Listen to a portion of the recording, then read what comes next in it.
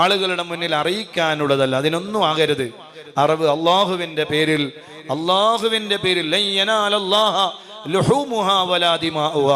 Arab മൃഗത്തിന്റെ രക്തമോ മാംസമോ ഒന്നും അള്ളാഹുവിലേക്ക് എത്തിച്ചേരൂല, അത് അള്ളാഹുവിന്റെ അടുക്കലേക്ക് എത്തുന്നില്ല. അങ്ങനെയാണല്ലോ. മറിച്ച് ആ രക്തം അവിടെ ഒഴുകിപ്പോകും, മാംസം ഒരുപാട് ആളുകൾ കഴിക്കും, പക്ഷേ അള്ളാഹുവിലേക്ക് എത്തുന്നത് നിങ്ങളുടെ അള്ളാഹുവിലേക്കുള്ള തഖ്വയാണ്. ഇത് റബ്ബിന് വേണ്ടി അറുക്കുന്നു എന്നുള്ള ആത്മാർത്ഥതയാണ് നാഥനായ റബ്ബിൻ്റെ അടുക്കലേക്ക് എത്തുക.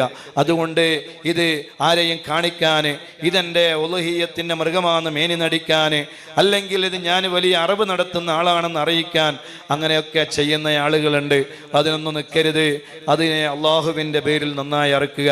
അറുക്കുന്ന സമയത്ത് രോഗങ്ങൾ കരുതാം. നിങ്ങൾക്ക് രോഗമുണ്ടെങ്കിൽ എൻ്റെ ഇന്നാലിൻ്റെ രോഗം ഇതുകൊണ്ട് മാറണമല്ല, എൻ്റെ ഇന്നാലിൻ്റെ മകളുടെ കല്യാണം ഇതിൻ്റെ ബറക്കത്ത് കൊണ്ട് നടക്കണമല്ല, എൻ്റെ മകനിക്ക് നല്ല ബുദ്ധി ഇത് കാരണമുണ്ട് ഉണ്ടാകണമല്ല, എൻ്റെ ശരീരത്തിൽ എന്തെങ്കിലും പ്രയാസങ്ങളുണ്ടെങ്കിൽ അത് നീങ്ങണമല്ല, എൻ്റെ കച്ചവടത്തിൽ ബറക്കത്തുണ്ടാകണമല്ല, എൻ്റെ ബിസിനസ്സിൽ ബറക്കത്തുണ്ടാകണമല്ല, എൻ്റെ കടങ്ങൾ അല്ലാഹുവേ നീ വീട്ടിത്തരണേ അല്ല, ഇന്നാലിന്ന ആള് ജയിലിലുണ്ട് അല്ല, ഇതിൻ്റെ ബറക്കത്ത് കൊണ്ട് അയാളെ നീ മോചിപ്പിക്കണേ അല്ല.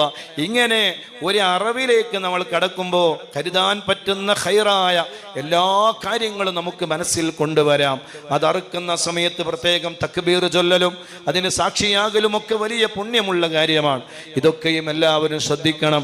ഇപ്രാവശ്യം ഉളുഹിയ്യത്ത് അറുക്കാൻ കഴിയാത്തവർ അടുത്ത വർഷം എന്തായാലും ഞാൻ ഉളുഹിയ്യത്ത് അറുക്കും ഇൻഷാ അല്ലാഹ്.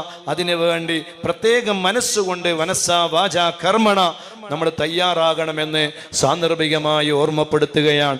അള്ളാഹുവിൻ്റെ പേരിൽ ആരെല്ലാം ഉളുഹിയ്യത്ത് അറുക്കുന്നുവോ അള്ളാഹുവേ നീ സ്വീകരിക്കണേ അല്ലാ.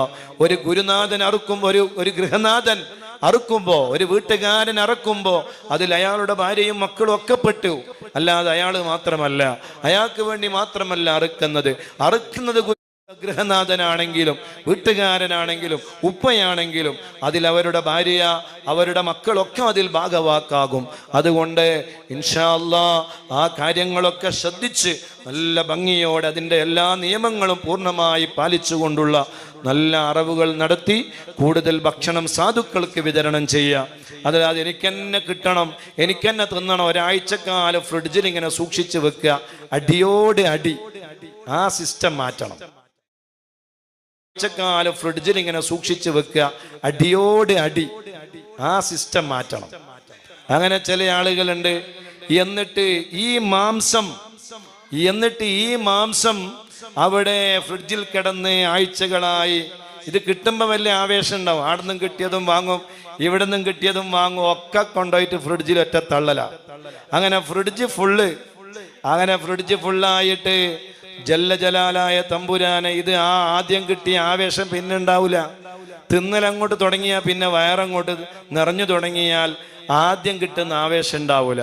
പിന്നെ ഇത് ആർക്കാ കൊടുക്കുക, ഇതാരാ വാങ്ങുക? ചില ആളുകൾ ഫ്രിഡ്ജിൽ വെച്ചൊന്നും ചിലപ്പോൾ വാങ്ങിക്കൊള്ളുന്നില്ല. അപ്പൊ പിന്നെ കുടുങ്ങി അത് വേസ്റ്റായി കളയുന്നവരുണ്ട്. അള്ളാഹിന്റെ കോടതിയിൽ മറുപടി പറയേണ്ടി വരും, അള്ളാഹുവിന്റെ കോടതിയിൽ മറുപടി പറയേണ്ടി വരും. അതുകൊണ്ട് അറുക്കുന്ന ആളുകൾ തരുന്ന ഭക്ഷണങ്ങൾ അല്ലെങ്കിൽ ആ മാംസം അത് ആവശ്യത്തിന് വാങ്ങിയാൽ മതി. അത് ആർക്കേ കൊടുക്കാവൂ? അള്ളാഹുവിന്റെ ദീനിൽപ്പെട്ട മെമ്പർമാർക്ക് മാത്രമേ അത് കൊടുക്കാവൂ. അല്ലാത്തവർക്ക് അള്ളാഹുവിന്റെ പേരിൽ അറുത്തത് അത് അള്ളാഹുവിന്റെ ദീനിലല്ലാത്തവർക്ക് കൊടുക്കാൻ പാടില്ല. ഇക്കാര്യം പ്രത്യേകം ശ്രദ്ധിക്കണം. അത് എന്തിനാണ്? അതിന്റെ നിയമമാണ്. നിങ്ങൾക്ക് കൊടുക്കാൻ ആഗ്രഹമുണ്ടോ? ഒരാൾ അയൽവാസിയുണ്ട്, അയാളെ പരിഗണിക്കണം. അതുപോലെ തന്നെ അയാൾ പാവപ്പെട്ട ആളാണ്, അയാൾക്ക് ഒരു കിലോ നമ്മളുടെ ഇറച്ചി അറുത്തിട്ട് കൊടുത്തില്ല എങ്കിൽ അയാൾക്ക് എന്തെങ്കിലും വിഷമമുണ്ടായാലോ എന്ന് നിങ്ങൾ മനസ്സിലാക്കുന്നുവെങ്കിൽ നിങ്ങൾ എന്ത് ചെയ്തോളി, 1 കിലോ ഇറച്ചി എക്സ്ട്രാ വാങ്ങുക. ധാരാളം ഇറച്ചി കിട്ടുമല്ലോ, ഷോപ്പിൽ പോയാൽ കിട്ടും. 1 കിലോ ആട്ടിറച്ചിയോ അല്ലെങ്കിൽ 1 കിലോ കോഴിയിറച്ചിയോ അല്ലെങ്കിൽ 1 കിലോ ബീഫോ, നിങ്ങൾക്ക് എന്താണ് വാങ്ങുക, അവർക്ക് എന്താ ഇഷ്ടം, അതൊക്കെ വാങ്ങി നിങ്ങൾ വേറെ കൊടുത്തോ. ഈ ഉളുഹിയ്യത്തിന് വേണ്ടി അറുത്ത മൃഗം അത് അത് അള്ളാഹുവിൻ്റെ ദീനിൽ മെമ്പറായ ആളുകൾക്ക് മാത്രമേ കൊടുക്കാവൂ.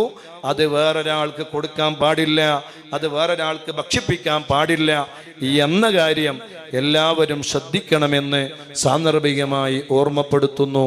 അള്ളാഹു നമ്മളെ കബൂൽ ചെയ്യട്ടെ.